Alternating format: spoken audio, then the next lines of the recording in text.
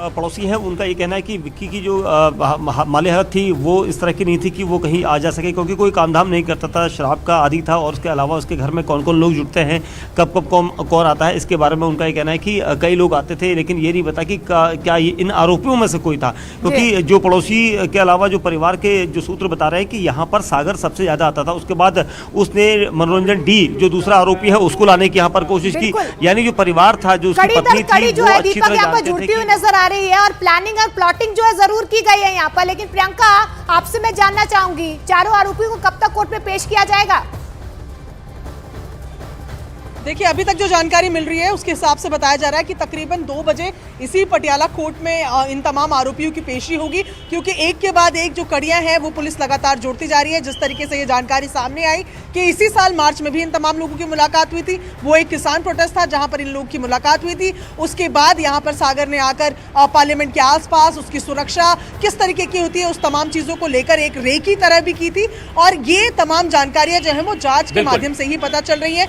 Special cell जो है अब इस पूरे मामले को ले चुका है और यूएपीए की धारा के तहत अब इन पर कार्रवाई होगी। क्या कोई और मास्टरमाइंड है, ये तलाश करने की भी कोशिश की जा रही है, तफ्तीश। अमित, आप संसद भवन में मौजूद हैं और अब यह आशंका कि विपक्ष इस मुद्दे को उठाएगा, खासतौर पर गृह मंत्री से अब बयान की मांग की जा रही है, क्या इसकी उम्मीद है आज?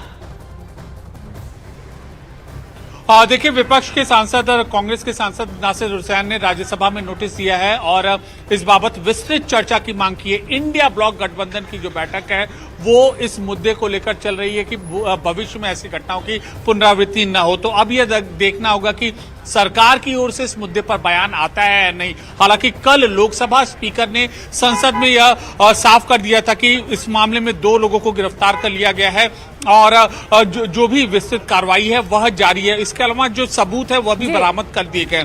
लेकिन आज भी विपक्ष के इस तेवर को देखते हुए लगता यही है कि संसद में आज मांग रहा है अमित, लेकिन अब देखिए कि किस तरीके से इस पूरे मामले की तफ्तीश आगे बढ़ती हुई जा रही है और जांच का दायरा बढ़ रहा है। लेकिन नए संसद भवन में सुरक्षा में जो बड़ी चूक हुई है, इस मामले में अब तक 6 आरोपी पकड़े जा चुके हैं, जबकि 1 आरोपी फरार बताया जा रहा है। दिल्ली पुलिस की स्पेशल सेल ने आरोपियों पर कई धाराओं में केस दर्ज कर लिया है, साथ ही साथ टेरर एंगल से भी इस पूरे मामले की जांच पड़ताल आगे बढ़ाई जा रही है। इस बीच आपको बता दें कि तमाम एजेंसियां जो है संसद भवन में सेंध की जांच में भी लगी हुई हैं और संसद की सुरक्षा में सेंधमारी करने वालों पर आतंकवाद विरोधी कानून यानी कि यूएपीए के तहत भी अब आरोप लगाए गए हैं और कार्रवाई इस दिशा में भी होगी।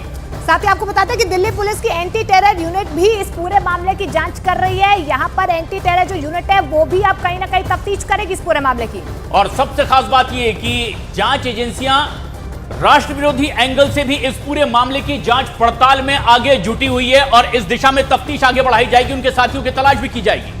क्योंकि जिस तरीके से 2001 में संसद पर आतंकी हमला हुआ था, इसी दिन को चुना गया, उसके बाद इस तरीके का हमला किया गया, इसीलिए कहीं ना कहीं टेरर एंगल से भी इस पूरे मामले की जांच अब की जाएगी। ये भी जांच होगी कि क्या ये महज इत्तेफाक था या उस दिन को खास तौर पर चुना गया, क्या इनके और वैसे कुछ लोगों से कनेक्शन है और संसद में सेंधमारी की एक सोची समझी साजिश के तहत क्या इस पूरी वारदात को अंजाम दिया गया था और इसके लिए आरोपियों ने बाकायदा 1.5 साल की योजना भी बनाई।